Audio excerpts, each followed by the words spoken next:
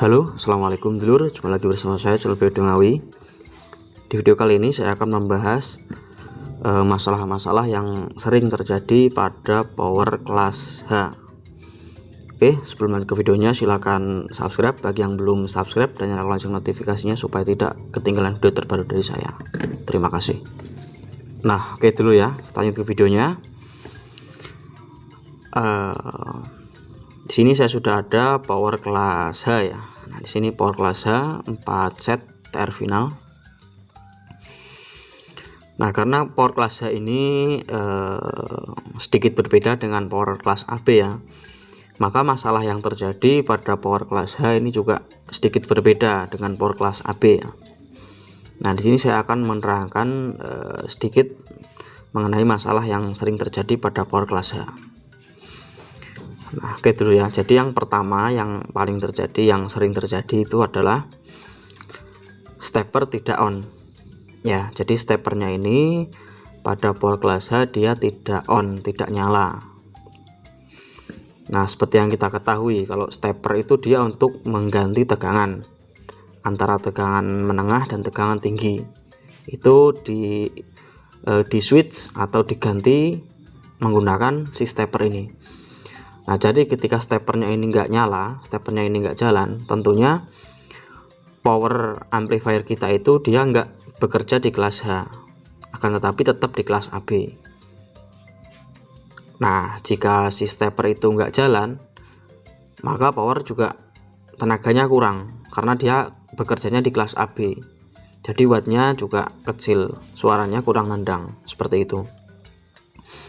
Saya contohkan misalkan kit ini ya, disuplai untuk MV nya dia di 50 volt, tegangan menengahnya ya 50 volt, lalu tegangan tingginya 100 volt. Nah, ketika dia steppernya tidak jalan, tentu tegangan yang masuk ke TR final ini konstan atau tetap di 50 volt, nggak akan naik karena steppernya nggak nyala, seperti itu. Jadi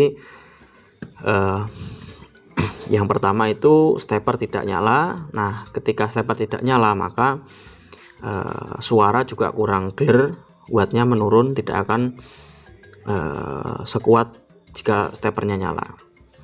Jadi power class H ini ketika stepper tidak jalan maka dia nggak jadi kelas H, tetap kelas AB walaupun ada steppernya ya, seperti itu. Jadi yang membedakan cuma ada di steppernya. Nah, untuk cara mengatasinya yaitu ya diotak-atik lur, di benahi di bagian steppernya ini.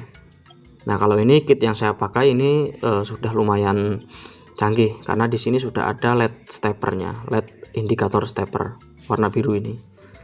Jadi ketika dia nyala berarti steppernya on, kalau nggak nyala berarti steppernya nggak on. Jadi ngontrolnya lebih mudah, lebih simpel, seperti itu. Nah, lalu untuk masalah yang kedua juga masih di sekitaran stepper, tapi itu ada di diodamur ataupun di IRFP ini, di FET-nya ini ya. Itu masalah yang sering terjadi di kit kelas H antara mur atau dioda FET ini, diodamur ya ataupun MOSFET ini itu sering rusak atau sering pecah ataupun konslet ya. Nah, itu mengapa hal itu bisa terjadi? Nah, karena diodamur dan MOSFET ini dia langsung ke tegangan besar ya, ke tegangan MV, ke tegangan tingginya. Jadi dia tuh tegangannya tinggi. Jadi kalau dia nggak bagus ya, terutama di MOSFET-nya ini, kalau dia nggak bagus itu dia gampang jebol. Diodamurnya juga ini dia kalau nggak bagus itu gampang rusak lur, gampang jebol. Jadi kalau mainan kelas H antara dioda MOSFET ini ya, diodamur sama MOSFET ini harus bagus ya. Yang di bagian stepper ini itu harus bagus karena supaya lebih awet dan juga nggak gampang jebol, karena ini dia mainnya di tegangan tinggi. Nah, itu baru tegangannya 100 volt. Kalau misalkan tegangannya lebih tinggi lagi sampai 150 volt ya harus pakai yang bagus. Jadi masalah yang kedua itu di diodamur dan MOSFET di bagian stepper kelas H ya.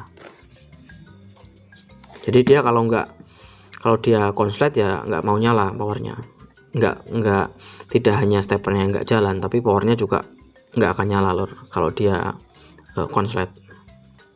Jadi gunakan dioda mur dan MOSFET yang bagus untuk power kelas H. Nah, lalu masalah yang selanjutnya adalah TR final yang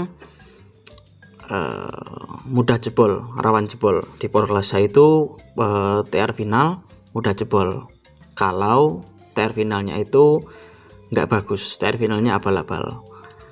Karena apa? Karena power kelas H itu dia mainnya sekali lagi di tegangan tinggi ya. Misalkan di sini 50 volt dan 100 volt ya. Nah, saat dia mainnya di di kelas AB gitu, mainnya dia masih belum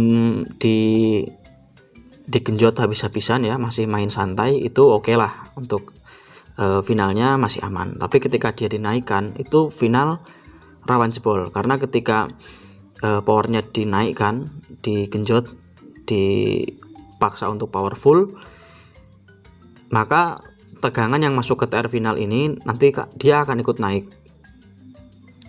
Nah, ketika tegangannya naik, otomatis TR final ini dia akan lebih panas, bekerjanya lebih ekstra.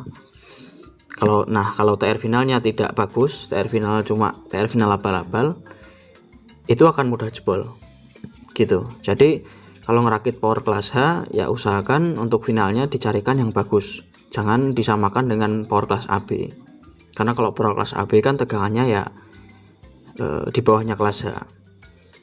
Jadi kalau bisa final harus dikasih final yang bagus, yang mampu di tegangan tinggi seperti itu lur. Misalkan Toshiba. Nah, Toshiba kan juga banyak ya, jenisnya itu banyak. Toshiba ada yang harga segini dengan tipenya ini, kekuatannya segini, lalu Toshiba yang agak mahal, tipenya sekian, mampu disuplai tinggi. Nah, itu kalau pakai power kelas H usahakan gunakan TR final yang mampu disuplai tegangan tinggi seperti itu.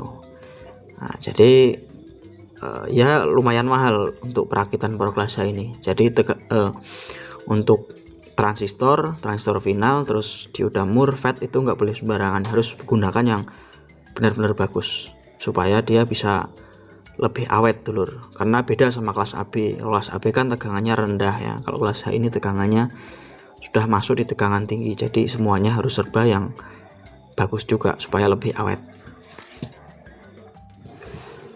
Selanjutnya mungkin ada lagi tambahan dari dulur-dulur ya yang belum saya sebutkan mengenai masalah daripada power kelas H, silahkan tulis di kolom komentar ya. Jadi untuk kurang lebih seperti itu dulur ya, masalah yang sering terjadi pada power kelas H. Untuk selebihnya sama seperti power kelas AB lur. Untuk masalah-masalah lainnya ya seperti bias DCO juga ya mungkin sama dengan power kelas AB ya untuk masalahnya.